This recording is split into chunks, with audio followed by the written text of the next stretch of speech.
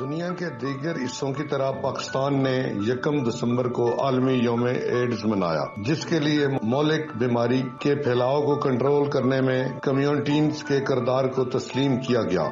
میرے خیال میں یہ ایک ایسا قدم تھا، خاص طور پر اس سال کے شروع میں رتو ڈیرو اور تربت میں ایڈز پھیلنے کے بعد 1998 کے بعد سے دوسری دنیا میں تنظیمیں اور افراد HIV کی وبا پر توجہ دلا رہے ہیں اور HIV آگاہی اور معلومات کو بڑھانے کی کوشش کرتے ہیں۔ HIV عالمی صحت عامہ کا ایک اہم مسئلہ ہے جس نے 2018 میں دنیا بھر میں 7,70,000 جانوں کا دعویٰ کیا ہے۔ پاکستان میں HIV ایڈز کے واقعات میں اضافہ ہو رہا ہے۔ رتو ڈیرو میں ایک وبا پھیل گئی ہے جہاں بہت سے بچوں نے HIV کے لیے مثبت ٹیسٹ لیا۔ اس کے بعد پنجاب اور بلوچستان میں کیس سامنے آئے۔ پاکستان ان 11 ممالک میں شامل ہے جہاں HIV ایڈز کا سب سے زیادہ پھیلاؤ ہے، اور یہ معاملات لا علمی کی کمی کی وجہ سے ہیں۔ آگاہی کی کمی، غیر محفوظ جنسی عمل یا ناقص معیار کے تحفظ کے استعمال کا باعث بنتی ہے۔ جنسی عمل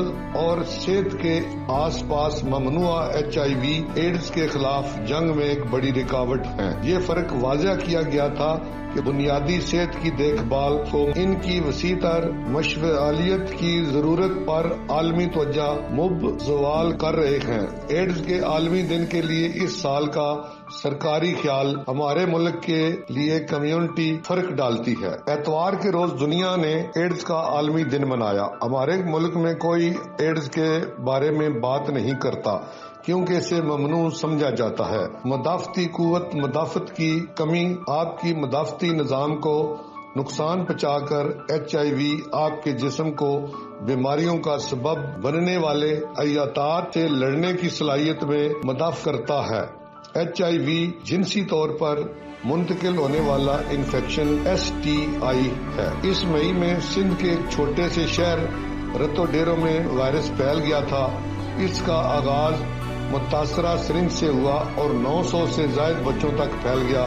میرے خیال میں متعلقہ کام کے لیے لازمی ہے کہ مستقبل میں وبا کو روکنے کے لیے محفوظ طبی طریقوں کو یقینی بنایا جائے۔